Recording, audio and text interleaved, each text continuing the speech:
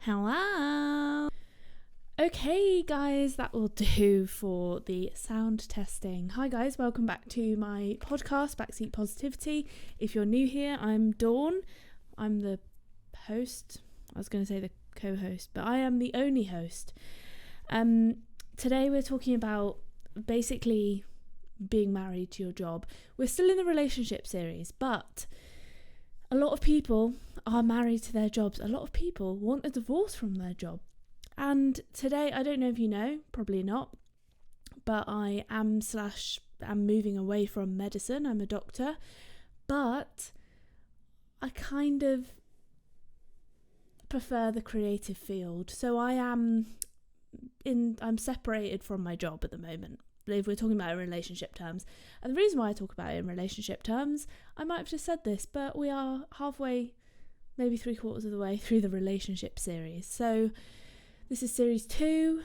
If you haven't already, please give it a follow or a like if it's on YouTube, or I always have a Patreon page, so go check that out. Be great if you left a review, or, just didn't do anything. Just listened. That's fine. I don't mind. But those are the options. Okay, so whether you are married to your job, separating, or co-parenting, or having a divorce, you need to listen to this, I would say. Let's talk about my relationship with my career, because I had to choose. You don't have to, but I definitely chose my career very early, as in a lot of medics choose their careers either when they're children. I mean, I definitely was still a child. I was 14, so that's a child. And at that point, kind of when you set your mind on it and you say you're going to do it, especially being a very ambitious person and the types of people that medicine attracts, you're going to do it. So even if something's like, the only reason you're not going to do it by that point is either if you don't get the grades or you just don't get in. Usually by that point, everyone wants you to go into medicine, even if you're like, I'm not sure. If you've made that decision, it's kind of like, well, the path is paved, I'm afraid, so you're walking along it. You don't get a choice anymore. Now, I wouldn't say that was necessarily my situation. I was never forced into it, or no one in my family was a doctor, but in my head I was like, well, I've chosen it now, so I'm doing it. And I didn't really ever question when I was younger, before I got into medical school. I never questioned whether I would do it or not. I was just like, yeah, I'll do it. I'm going to do it once I decided. But once I get my mind set on something, I'm very determined, to say the least. So I got into medical school first time. I don't know if it's a blessing. I mean, I love having my medical degree, don't get me wrong. I can kind of do a lot of things with it, and I can always fall back on medicine, which is a fairly well-paid job, because, the demand exceeds the supply, essentially. So, despite everybody going on strike, well, the thing is I work as a locum, so I get paid better. But anyway, that is by the by. If you want to hear about that, then go listen to my other podcasts or my YouTube video. Oh, sorry, it's a late boy again. It's 11 p.m. So it was decided very early for me by myself, to be honest. And then I went through medical school with a few hiccups, but not really. I didn't have to be held back or anything, or have to repeat a year, which some people do, or some people don't get into medicine first time. So I just I was the youngest I could be, almost, unless I'd been born, later that year.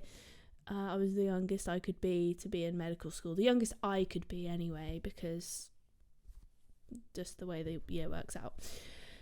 But I had a few, what am I doing through medical school? Medical school was fucking savage. The consultants, I don't know if it was just by the way, if you're not a doctor, you can still listen to this. I'm not going to talk about medicine the whole time. I'm just talking about my career path, and then we'll talk about relationship to job. The consultants in hospital are absolutely brutal to the medical students. This was in Plymouth. I don't know why. I don't know if it's just that hospital. I don't think it is. I need to learn to breathe properly when I do these, because I yawn because I just constantly talk, and I don't like inhale and breathe out properly when I podcast. I feel like I kind of, if this is how much I should breathe in and out, I kind of do that. I just stay at like a level. If you're listening, by the way, thank you. But there is a video that comes out a week after the podcast is released, but you can get early access if you're a patron. But currently I have 0 patrons, so that's going well. But anyway, so from medicine you go straight in. From medical school you go straight into medicine. Like, you don't really get a break at all. Maybe you get a couple of months, but like most people go straight in, just because you apply when you're in medical school, and it's just like this. It's just what you do. It's just, you kind of just want to get going, because you've been at uni for 5 years, sometimes 6, maybe longer, and you're just like, well, I want to earn money now, because I've been living that student life for over half a decade, so I'd quite like to have some money. So although the money isn't great starting out, it's like 25k or something, so it's not, it's not to be sniffed at. Is that what people say? And then the thing is, the money isn't that good, so I've always worked throughout my whole life. I've always like needed money, so I worked throughout medical school. I had several jobs selling tickets and doing event stuff, and what else did I do? I'm just trying to paint the picture here. I don't want to just talk about myself, okay? But that is the nature of doing a podcast on your own. So I had a lot. I worked at JD Sports as well. Kill me now, but it wasn't fun. Oh, I haven't breathed again. Oh, sorry. Okay, I think I'm not addicted to work necessarily. I think I just not addicted to money, but I need money, and I like money, and I want money. So who doesn't? I think if I were to have all the money I ever needed in the world, would I still work? Probably yes, because I need a sense of fulfillment. I can't just sit about and do nothing. I need to express myself creatively and feel like I'm helping people. Now, I think in medicine you don't see many people that are truly addicted to their job. I have seen people that probably spend too much time at their job. I think that's out of fear and anxiety, rather than the fact that they are addicted to it. I think people stay for ages at their job because, in medicine particularly, because they feel like they can't leave, because there's too much to do. Some people genuinely do love it though. Like, especially, I'll talk specifically about some of the surgical trainees. Some of them, they're just like really highly driven, and they have to be really competitive to get in and get through and get a job and stuff. So they do work really hard. I don't know if that's an addiction. I wouldn't say so. I just don't see addiction to your job in medicine so much. I think it's more, the main thing I think people stay late is, well, because we're understaffed, but the other main reason is because people are too scared to leave. They're like, have I done enough? Are the patients safe? That's the biggest fear, and that's a fear that I struggle with, for sure, as well as not being able, there's just too much workload for how much you can realistically do, especially on a Friday.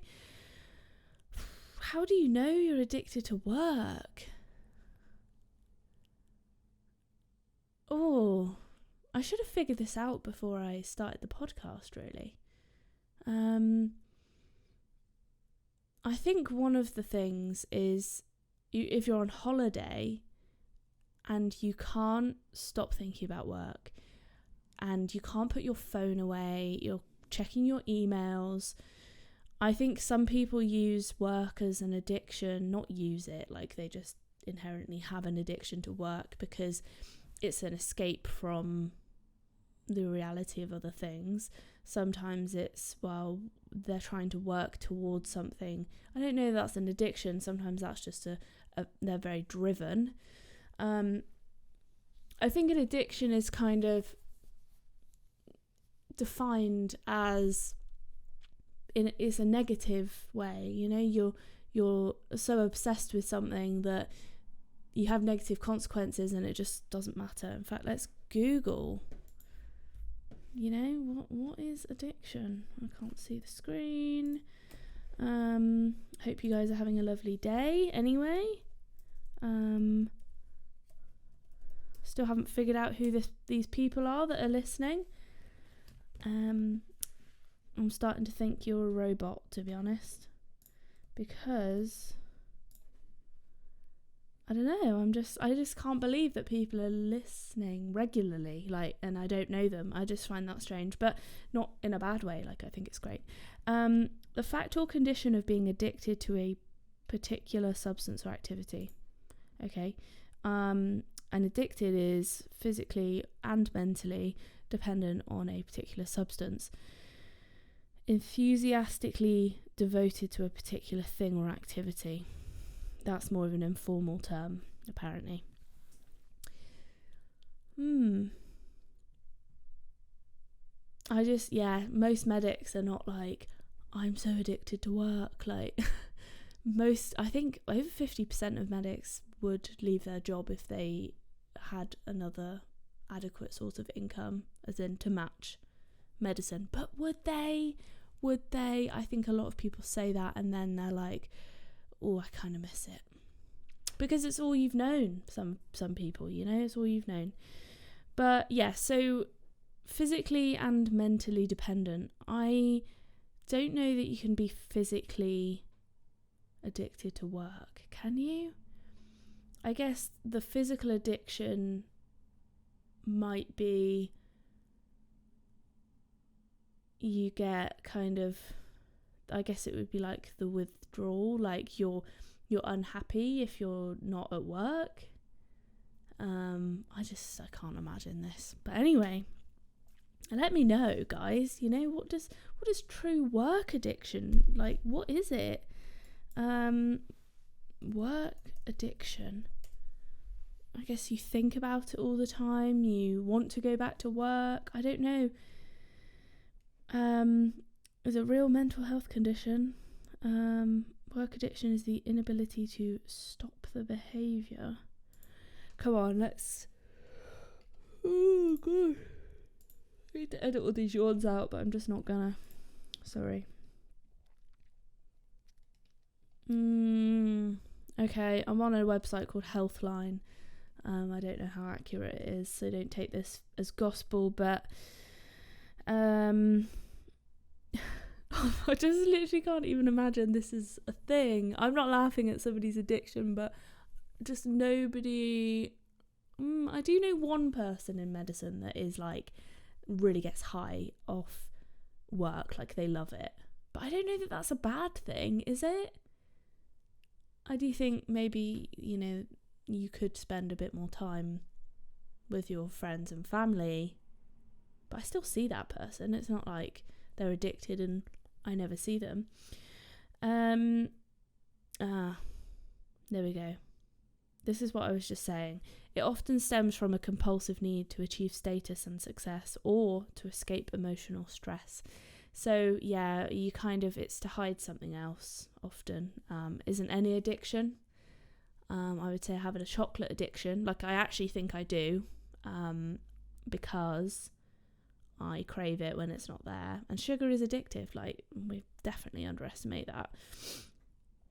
You get high from working, repeating the behaviour that gives them this high.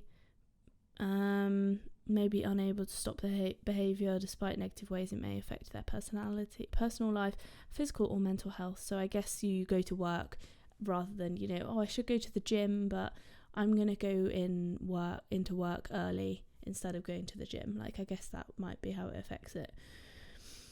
It says here, in a culture where hard work is praised and putting in overtime is often expected, it is difficult to recognise work addiction. Maybe I'm addicted to work and I just don't know it. Oh my God, I'm having a real epiphany here. Like, I would say I'm addicted. Oh my God, maybe I am. I think I'm addicted to creating content. I do love it, and I kind of love the high of like clicking upload and then you just see how many views you get, and oh my God, no, this is my downfall. It's my downfall. Oh dear, we're gonna have a breakdown on the podcast. No, I'm joking. Sarcasm. Okay, that was a joke. Breakdowns are not funny. That was not a joke. I feel like I need to like state every time I'm joking and not, because if you don't know me, you won't get it. And even if you do know me, you might not get it. So maybe I am addicted to work. Wow. I think I've recently discovered my relationship with money, which if you haven't listened to that episode, that was a couple of episodes ago, maybe, I don't know, 1 or 2 ago, is basically, I wouldn't say I have a money addiction, but I work very hard to earn money because it's important, because come on, it is. But I am rediscovering my happiness and creativity. There's something floating around, that's why I'm grabbing the air. I'm rediscovering my happiness and creativity to put money aside. As long as I'm comfortable paying the bills, making ends meet, then it's fine. Okay, so that's my tiny bit on money or happiness in my little red book. So the reason why I wanted to talk about this is because, well, firstly, we're doing a relationship series. Secondly, I needed to think of something to talk to you about. And also because I have seen, sadly, many people reach retirement age. I've seen a lot of people die, okay, or get terminal illnesses, or get a cancer diagnosis, or have a heart attack and literally drop dead, or have a massive stroke. And okay, this turned very morbid very quickly. But what I'm trying to say is that you do not know when you're going to die. As a result, do you want to spend your whole life working, or do you want to enjoy your life? That's what you need to think about.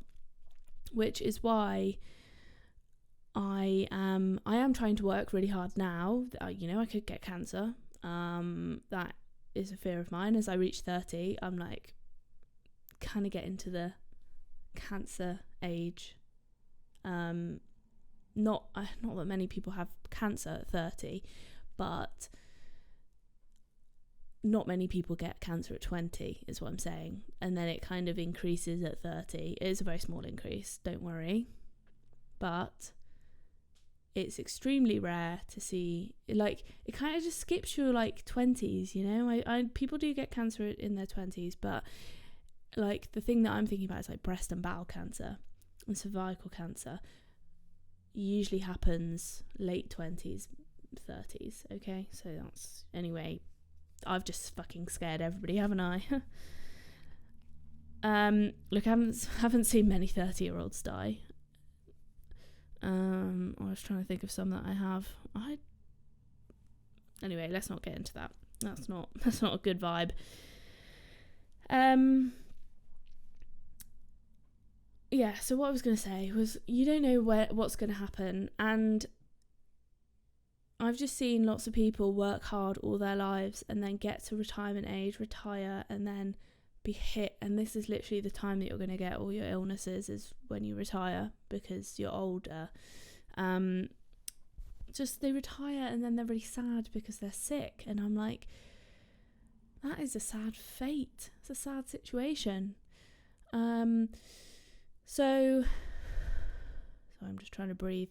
So I'm thinking, is it better to, I heard somebody say the other day, take a year out every 5 to 10 years or something, and not just save it all up till the end of your life. Or there are a lot of people nowadays trying, very entrepreneurial people, which I'm trying to do, is sort of work really hard now so that I can have lots of passive income, and I can get the opportunity to take months off, which is kind of what I'm doing now, but I'm not working.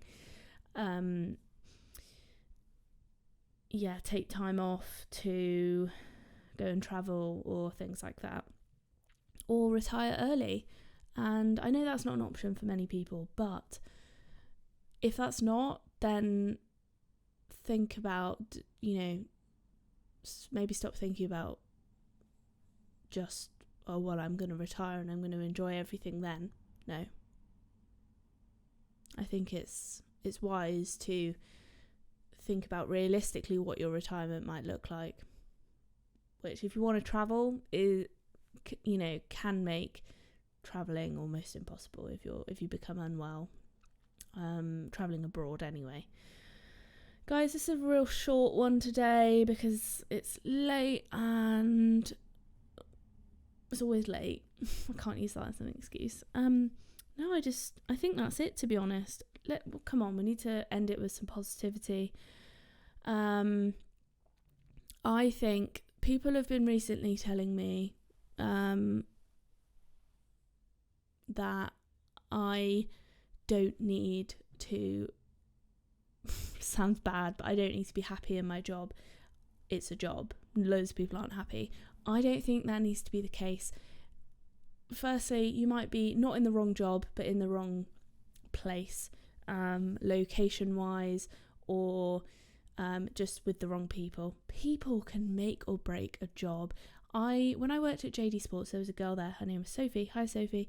And she was like great. Then she left, and that is when things went downhill. So she made a shit job into a good job, and then it became shit again when she left. So she was already there when I got there. But yeah, what I'm saying is you've either got the wrong people around you, the wrong job, or the wrong location. So what I mean about location is you might have your dream job, but if it's on the Isle of Man and you don't want to live in a remote place, you want to live in a city, then you know what to do. The pay might not be as good, but your lifestyle might be better, or vice versa. But actually, pay in remote places is often better because nobody wants to live there. But do you want to do that when you're like 25? Probably not. Like, some people do, but not for me. So what I'm saying, where I was going with this is, I think you can be happy in your job. I think I am getting to a place where I am happy. I wasn't. I definitely put money over happiness recently, and I shouldn't have done. And that was from my own stubbornness. I'm very stubborn, I suppose. Am I? I'll let you decide that. I let money literally bludgeon my happiness to death. Like, it was not a good time. I think it kind of broke me a bit, really put me off medicine for a while. But I'm really enjoying the creativity side, and I want this to be my job, who doesn't? But I'm working very hard. So that's my positive snippet. Look, realistically, lots of people will say, I hate my job. What are you still doing in it? That's what I would say. I know it's hard. I am literally going through it right now. I have cried, I've been happy, I've been sad, I've been angry, I felt guilty, I've questioned myself, okay?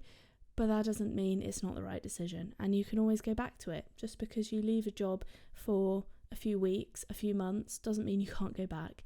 Anyway, I hope that was somewhat useful. If it was, it would be great if you left a review. Listen to the other episodes. Join me on my thrice weekly upload, Monday, Wednesdays and Fridays. Thanks, guys. See you soon, or speak to you soon.